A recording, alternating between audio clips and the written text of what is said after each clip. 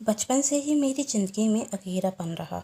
हर बच्चे की तरह मैं खुशनसीब नहीं थी, क्योंकि मुझे कभी माँ का प्यार, माँ की ममता नहीं मिली। मेरे पैदा होते साथ मेरी माँ इस दुनिया को छोड़ चली गई और लोग मुझे मनुष्य कहने लगे मेरा साया जिस पर जाएगा वो मर जाएगा। सब मुझसे दुखी थे और मुझसे दूर बने रहने लगे। मेरे पिता ने दूसरी शादी की, मुझे माँ की ममता मिल सके, पर ऐसा नहीं होता। मेरी सौतेली माँ मुझे देखना तक पसंद नहीं करती, जिस कारण मेरे पिताजी और छोटी माँ में लड़ाइयाँ होती रहती। मेरे बाबूजी मेरा ख्याल रख रहे थे, पर भगवान को यह भी मंजूर नहीं था। और जब मैं 10 वर्ष की हुई तो मेरे बाबूजी भी मुझे छोड़कर चले गए। अब मैं अकेली थी। हाँ, मेरी दादी जी थी जो मुझे बहुत चाहती थी, इसलिए छोटी माँ के चाहते हुए भी मेरी पढ़ाई नहीं छूटी। जब भी छोटी माँ मुझे स्कूल भेजने से मना करती तो दादी इस बात के लिए तैयार नहीं होती। वक्त अपनी रफ्तार से चल रहा था। मैं बड़ी हुई और अब कॉलेज भी जाने लगी, जहाँ भी यह खबर फैल गई कि मैं मनुष्य हूँ और अपने माँ बाप को खा गई, जिस कारण कोई मुझसे दोस्ती नहीं करता। मैं सीट पर हमेशा अकेली बैठती थी और इस सबके साथ जीने लगी थी। फिर राहुल ने मेरे कॉलेज में एडमिशन लिया। वह पहला लड़का था जो मेरे साथ मेरी सीट पर बैठा था। राहुल मुझे देखकर स्माइल देता। मैं पहले खुश होकर मुस्कुरा जाती और फिर अपना मुंह फेर लेती। तभी राहुल कहता, हाय, मेरा नाम राहुल है और आपका? मैं कोई जवाब नहीं देती। तभी राहुल कहता, मैंने आपका नाम पूछा है? तब मैं कहती, मेरा नाम गरिमा है। अच्छा होगा कि आप मुझसे दूर रहें। सॉरी, राहुल ने कहा, लगता है आपको दोस्त बनाना अच्छा नहीं लगता, इसलिए अकेली बेंच पर बैठी हैं। वैसे मैं तो आपसे दोस्ती करने आया था, क्या आप मुझसे दोस्ती करेंगी?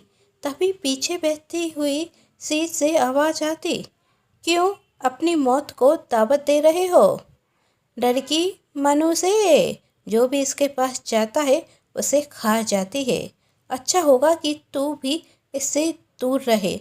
इतना सुन राहुल जोर जोर से हंसने लगता और कहता, भाई वैसे तू स्टोरी अच्छी सुना देता है। एक काम कर, किसी फिल्म के प्रोड्यूसर को यह कहानी सुना, वह अपनी फ्यूचर में ज़रूर दिखाएगा।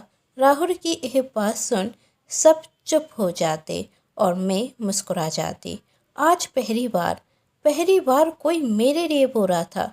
मुझे मुस्कुराते हुए देख राहुल कहता, वैसे एक कहावत है, लड़की हंसी तो फंसी। मैं हंस जाती और राहुल से कहती, तुम बातें बहुत अच्छी कर लेते हो। हाँ वो तो है, राहुल कहता, मेरा काम ही है मुरझाए हुए गुलाब को खिला देना। तुम हंसती रहा करो, अच्छी लगती हो। वैसे हम अब दोस्त हैं ना? हाँ, मैंने कहा। अब मैं पहले से ज़्यादा खुश रहने लगी।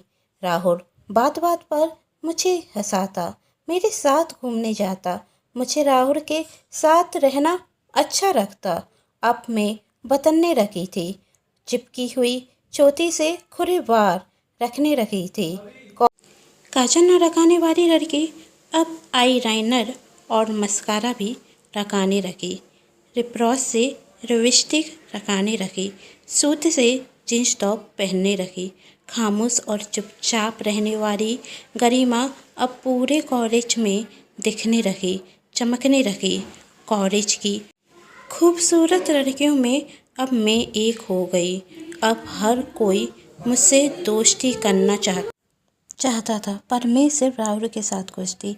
राहुल के साथ पिक्चर देखने जाती, कॉफ़ी भी पीती। और एक दिन जब मैं कॉफ़ी पी रही थी तभी पल्लवी आकर राहुल से कहती, लगता है नए दोस्त आने से तुम पुराने दोस्तों को भूल गई। ओह पल्लवी, तुम यार, मैं तुम्हें कैसे भूल सकती हूँ? तुम तो मेरी सबसे अच्छी दोस्त हो। गरिमा, मेरी दोस्त पल्लवी है, हम दोनों एक ही शहर से हैं और एक ही स्कूल में साथ में पढ़ते थे। तब पल्लवी कहती, पढ़ती थी नहीं पढ़ती हूँ, मैंने भी तुम्हारे कॉलेज में एडमिशन ले लिया है। क्या तुझे अब और झेलना पड़ेगा? तुम भी शुरू हो गए। वैसे ये कौन है? ये मेरी दोस्त गरिमा है और अब मेरी भी पल्लवी कहती। अब राहुल के साथ पल्लवी भी मेरी दोस्त बन गई। मैं खुश रहने लगी। राहुल और मेरी दोस्ती एक दिन प्यार में बदल गई। जब राहुल ने मुझे प्रपोज किया, आई लव यू गरिमा, मैं तुमसे प्यार करता हूँ, क्या तुम भी मुझसे प्यार करती हो? और मैं हाँ कह देती। फिर हमारा कॉलेज पूरा होता, राहुल को एक जॉब मिल जाती और अब हम दोनों शादी के पवित्र बंधन में बंधने का फैसला लेते। परिवार वालों को मनाने में बहुत मुश्किल होती, पर हम मना लेते और एक दिन वह भी आता जब हम और राहुल के रिश्ते में बंधने वाले थे। मैं दुल्हन बनी राहुल का इंतज़ार कर रही थी, पर राहुल नहीं आता। आती तो उसकी मौत की खबर, जिसे सुन मैं पूरी तरह टूट गई थी और फिर से मेरे चेहरे पर मनुष्य नाम का कलंक लग जाता और मुझे घर से निकाल दिया जाता। फिर छाया देवी जी मुझे अपनी बेटी बनाकर अपने साथ ले आते और मुझे एक नया नाम खुशी देते, कहते हुए खुशी की आंखों में आंसू थे। तब रवि की माँ खुशी को संभालती, बेटा जो होना था हो गया, नई जिंदगी की शुरुआत कर।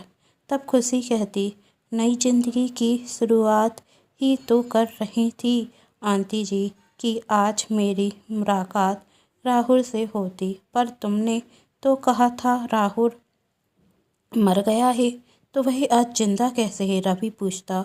वही तो मैं सोच रही हूँ, खुशी कहती। क्या तुम मेरी मदद करोगे?